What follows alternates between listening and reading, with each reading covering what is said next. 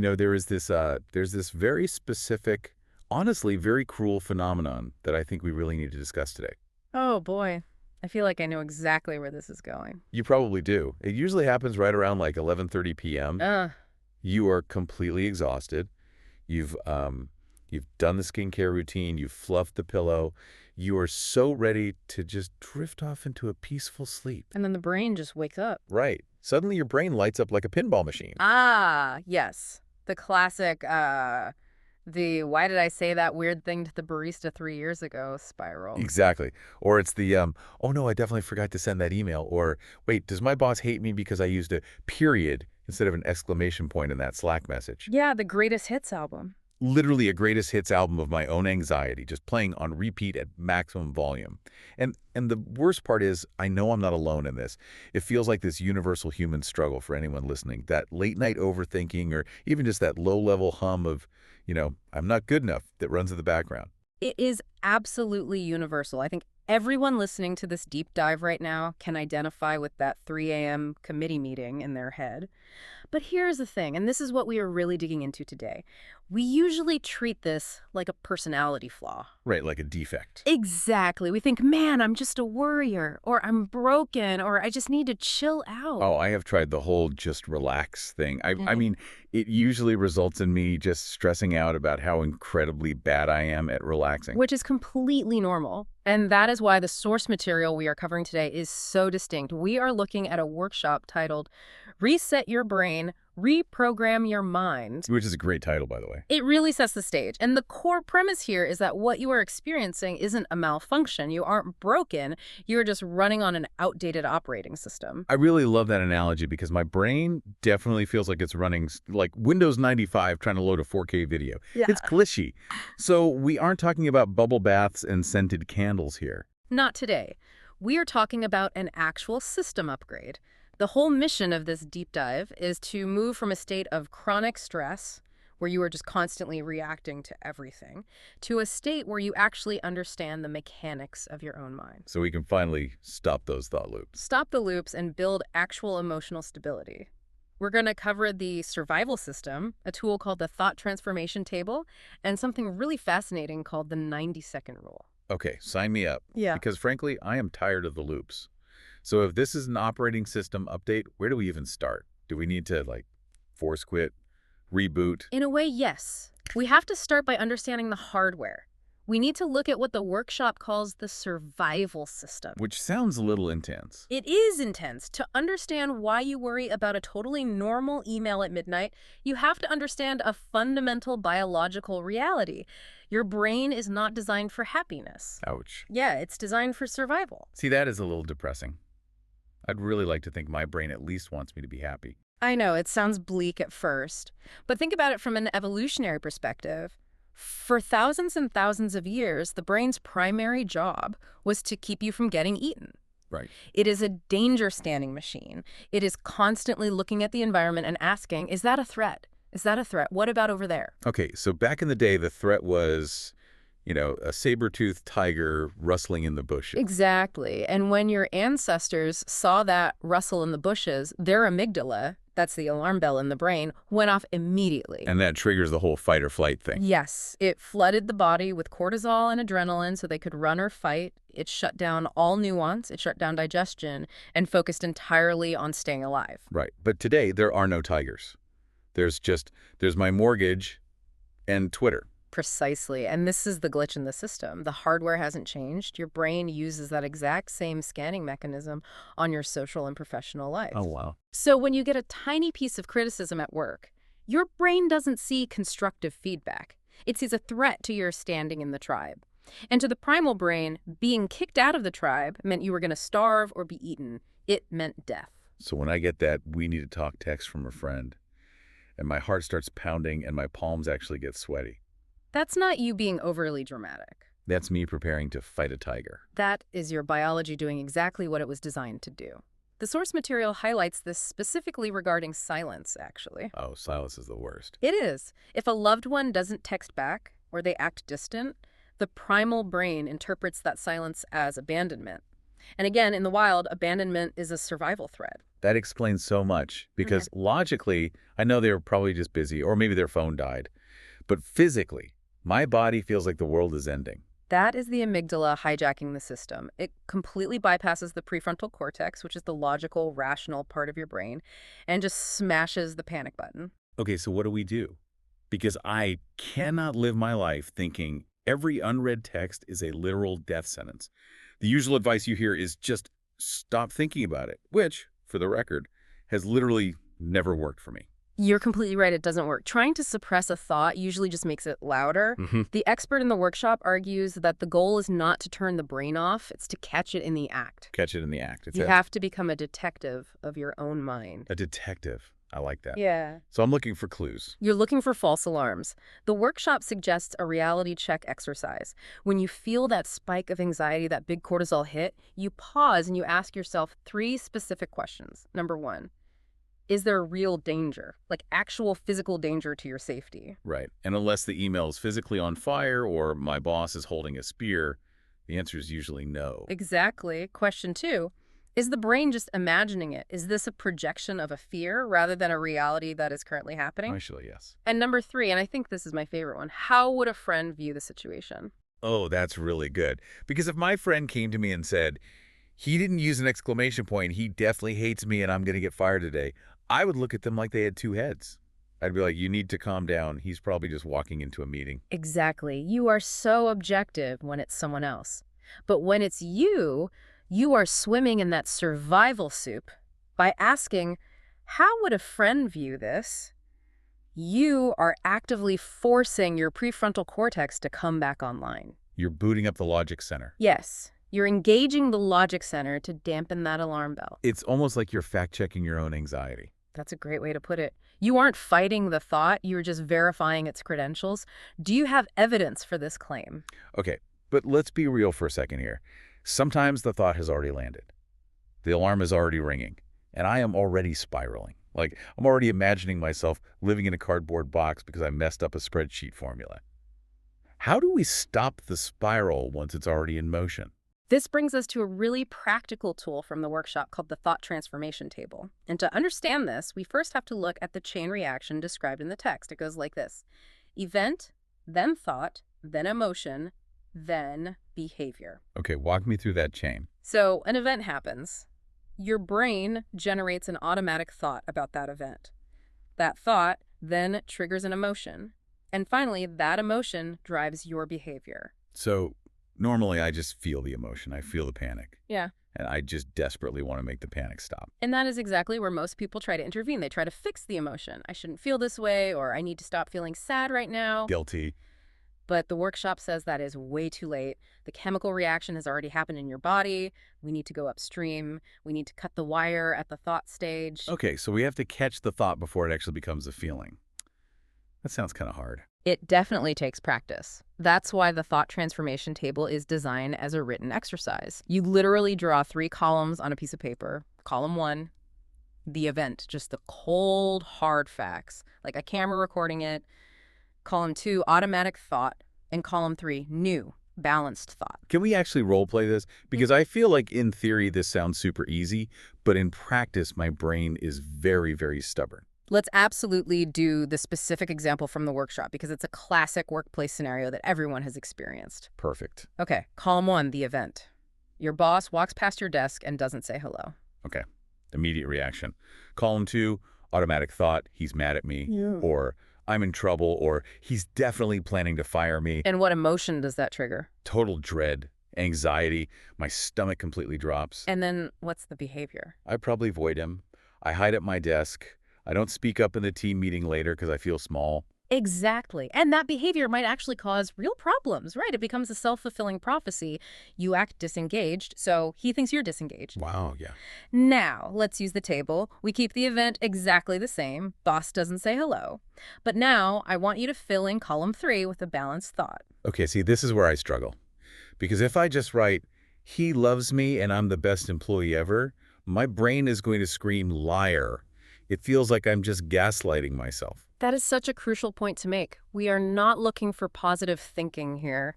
We aren't looking for rainbows and butterflies. Good, because that never works for me. We are looking for balanced thinking. We want a thought that is highly plausible. So look at the cold facts. What is another reason, besides secretly hating you, that a human being might not say hello while walking by? Okay.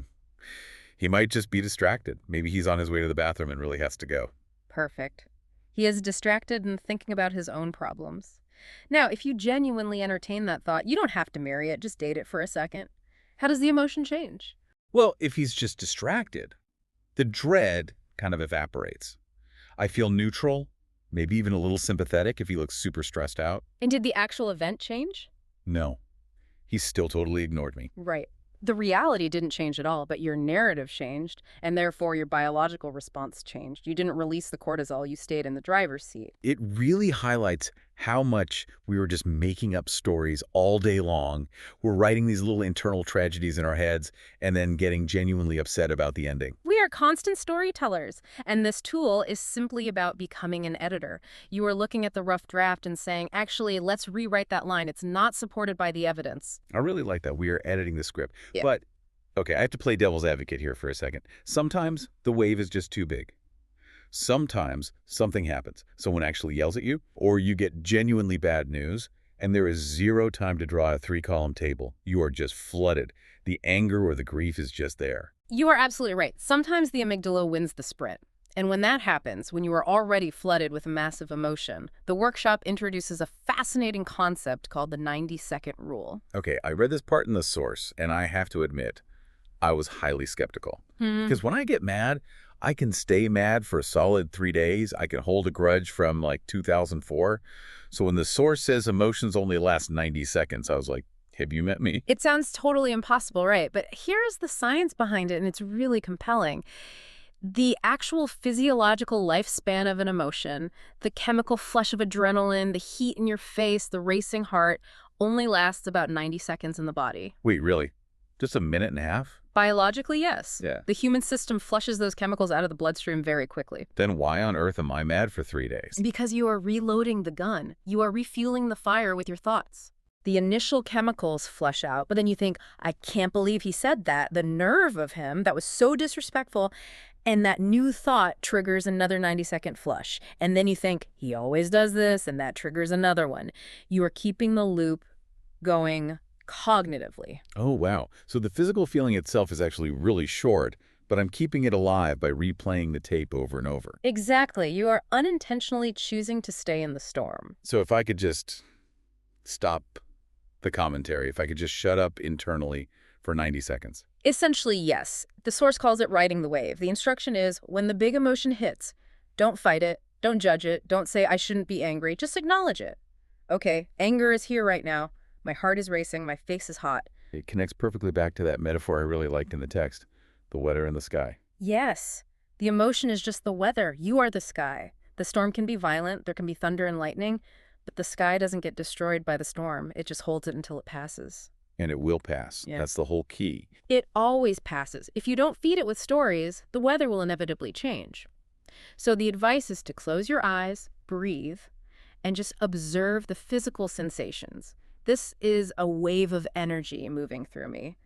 Watch it peak and watch it subside.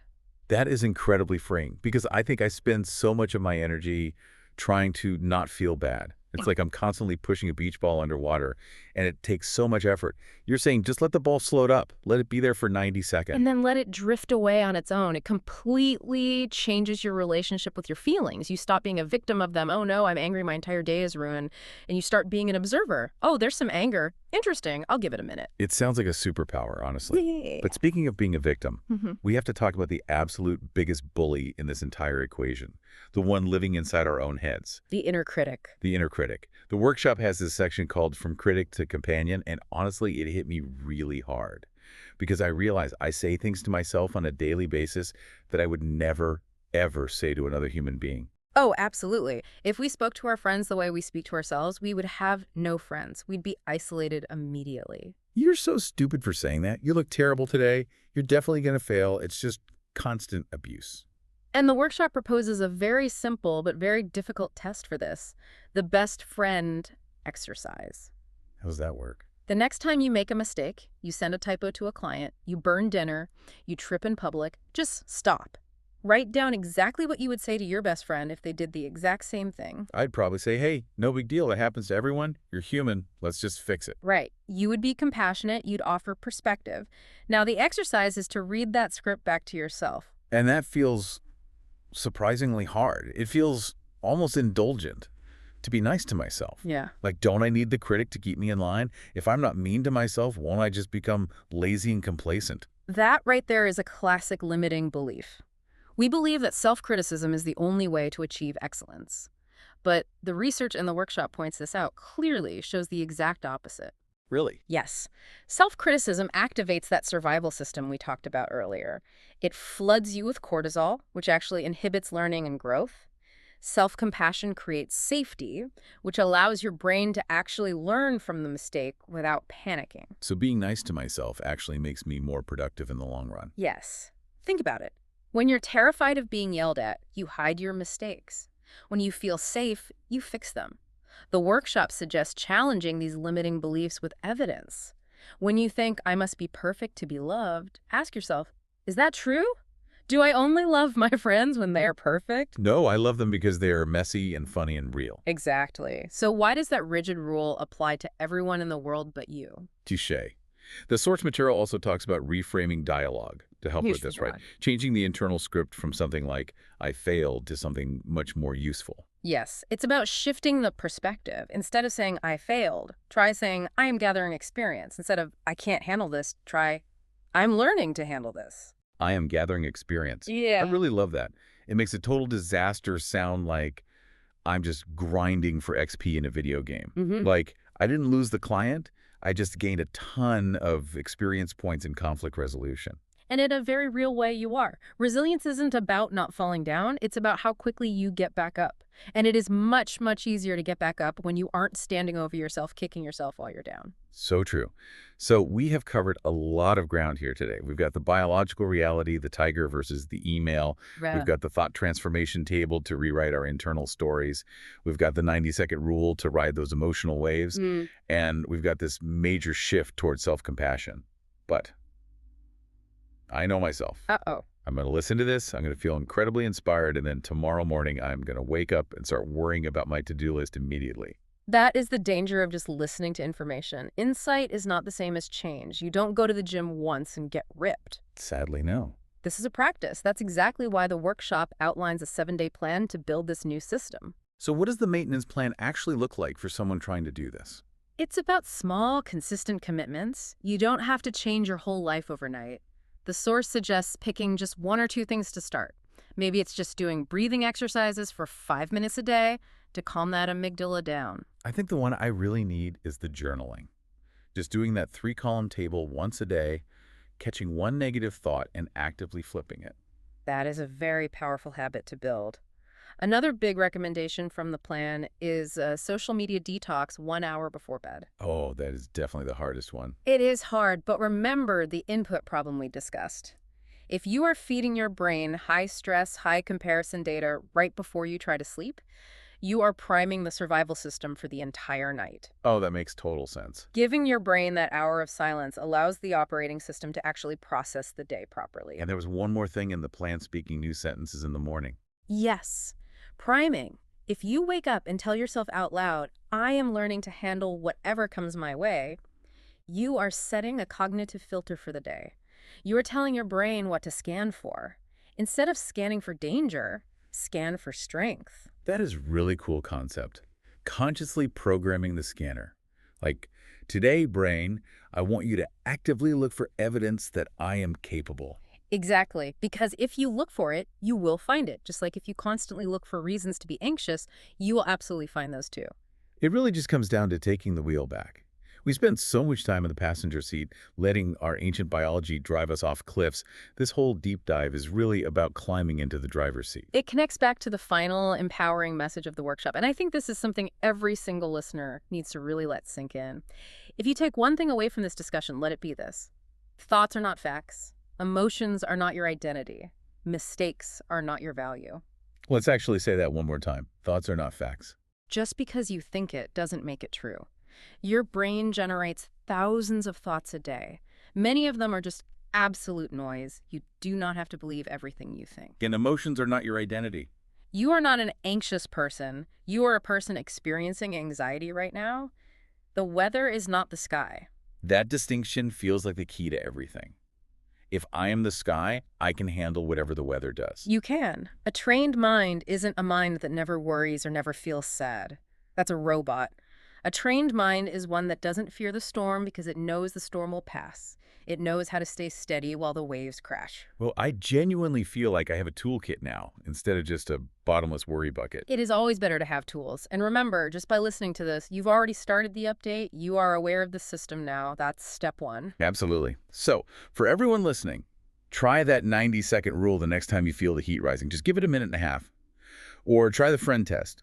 Treat yourself with just a fraction of the kindness you give to everyone else in your life. And be patient with yourself. You are reprogramming years of code. It takes time, but it is entirely worth it. It is definitely worth it. Thank you so much for guiding us through this. I feel surprisingly calm. That is the goal. Thank you to everyone listening to this deep dive. Before we go, I want you to think about this one last thing. If your brain is constantly running this outdated survival software to protect you from things that aren't actually tigers, what amazing things might you accomplish if you just politely thanked it for its service and finally took the wheel? Think about it. Here's to upgrading our operating systems and maybe, just maybe, getting a good night's sleep. Catch you next time.